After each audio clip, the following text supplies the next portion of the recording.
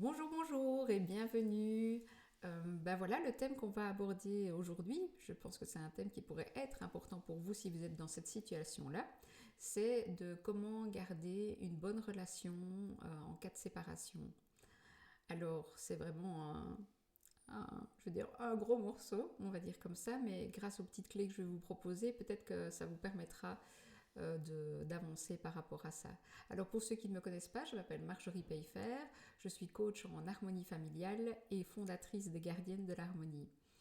Si vous avez envie de retrouver d'ailleurs les Gardiennes de l'Harmonie, faites-vous plaisir, cliquez sur le lien ci-dessous de la vidéo.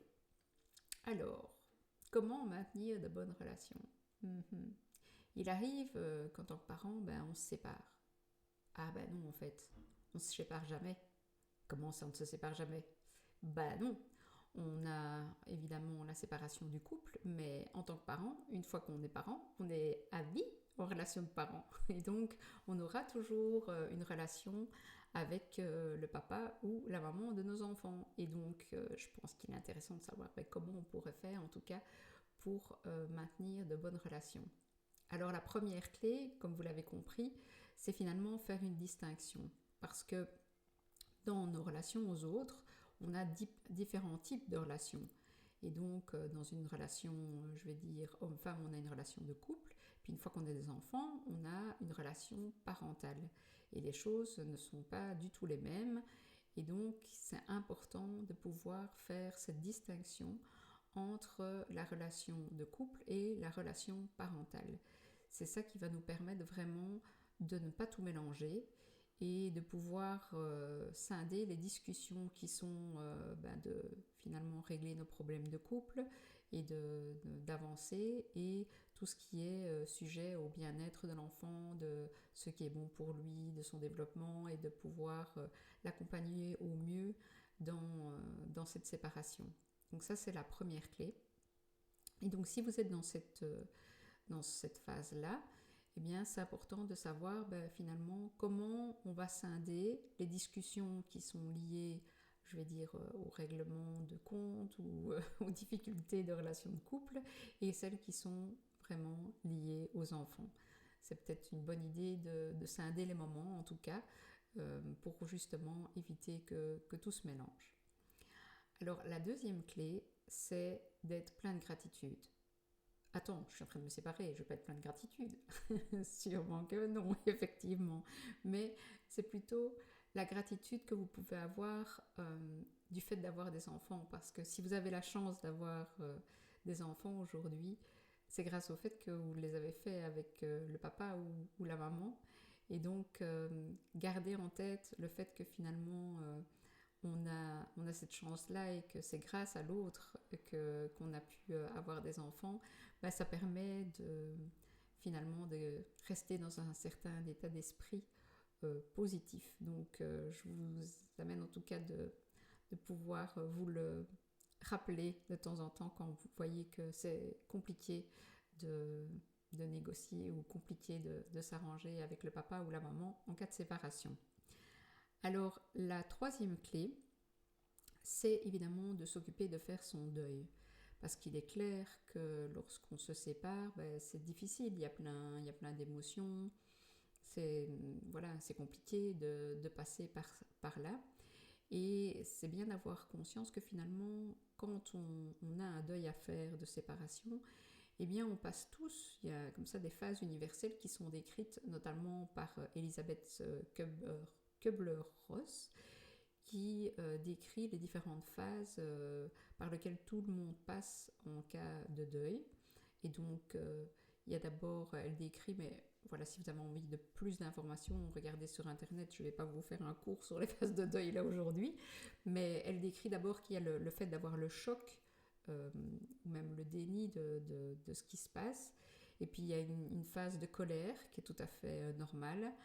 Après, on passe par une phase de négociation, de marchandage avec ce qui se passe. Et puis, il y a parfois des phases de dépression. Et puis, oui, tout ce qui vient avec la tristesse. Et ensuite, on arrive à l'acceptation. Et donc, c'est important de pouvoir passer par ces phases-là.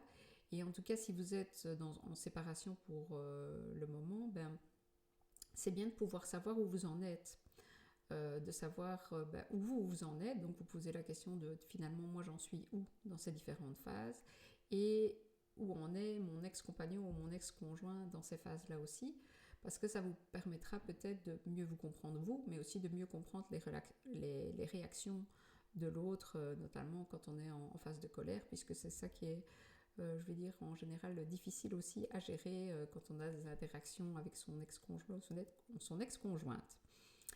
Alors ensuite, la quatrième clé que je vous propose, c'est de trouver un objectif commun. Attends Marjorie, là on ne sait pas, on ne va pas trouver un objectif commun. Bien sûr que je ne vous dis pas que vous allez trouver un objectif commun dans votre vie au quotidien, mais en tout cas la question que vous pourriez vous poser, c'est de savoir mais qu'est-ce qu'on veut pour cette séparation. Est-ce qu'on a envie de finalement réussir cette séparation entre guillemets proprement, sans trop se déchirer, sans trop se crier dessus, comment on veut s'organiser par rapport aux enfants pour qu'ils soient bien, et donc de pouvoir au moins avoir un objectif commun, de dire au moins on essaiera de faire au mieux pour que les enfants soient bien, en étant, je vais dire, dans le respect et en gardant une certaine forme de respect l'un vis-à-vis de l'autre. Ça pourrait être chouette d'arriver en tout cas à avoir cet objectif commun-là. Alors, par rapport à voilà, les 4 clés principales qui sont finalement de distinguer les relations, d'être plein de gratitude du fait d'avoir des enfants, de pouvoir s'occuper de son deuil pour pouvoir arriver à la phase d'acceptation et donc d'aplanir un peu les tensions qu'on peut avoir, et la 4e clé qui est de trouver un objectif commun. Après, j'ai envie de vous donner aussi des choses beaucoup plus concrètes que vous pouvez mettre en place et qui, je trouve, fonctionnent bien pour garder une bonne relation de couple, une bonne relation de parents en cas de séparation. Alors la première chose, c'est donc de pouvoir se dire comment on fait pour les enfants, quels sont comment on s'organise, de pouvoir le faire en étant en dehors de la présence des enfants évidemment, et de dire qu'est-ce qu'on fait concernant les enfants, comment on s'organise, et de le faire à un autre moment qu'au moment où on dit tiens tu prends tel meuble, toi tu prends tel meuble, et donc de pouvoir vraiment scinder les deux. Alors c'est aussi de pouvoir se tourner vers des solutions gagnant-gagnant, parce que finalement c'est vrai que c'est compliqué en cas de séparation, et donc de pouvoir se dire il faut que chacun puisse y trouver son compte, même si c'est compliqué. Alors ce qui pose souvent problème aussi dans les séparations, c'est tout ce qui est le côté financier, et c'est vrai que souvent on se retrouve avec des discussions par rapport à qui touche les allocations familiales, est-ce qu'il y a une pension alimentaire, pas de pension alimentaire, etc. Et une solution en tout cas qui peut aider, c'est de se dire à un moment donné d'avoir un compte commun et de mettre sur ce compte commun l'argent dédié aux enfants. Ça évite pas mal de discussions, chacun a la visibilité sur l'argent qui rentre et qui sort, et donc ça permet déjà d'aplanir un certain nombre de tensions. Il faut aussi pouvoir finalement accepter ce qui se passe chez l'un ou chez l'autre, parce que finalement quand on se retrouve avec ses enfants et que on fait des choses chez soi, il faut pouvoir accepter que finalement ça se passe différemment chez papa ou ça se passe différemment chez maman. Ce qui peut aider aussi, c'est le fait de faire preuve de flexibilité. C'est vrai qu'en général on définit des gardes, mais s'il y a cette flexibilité de dire si moi un jour j'ai besoin je demande, et si toi un jour tu as besoin tu demandes, c'est vrai que ça garde une certaine entraide entre parents, et donc du coup ça permet aussi de garder une certaine entente. Essayez aussi un maximum de ne pas cultiver les rancœurs en tout cas, et de ne pas commencer à critiquer l'autre face aux enfants.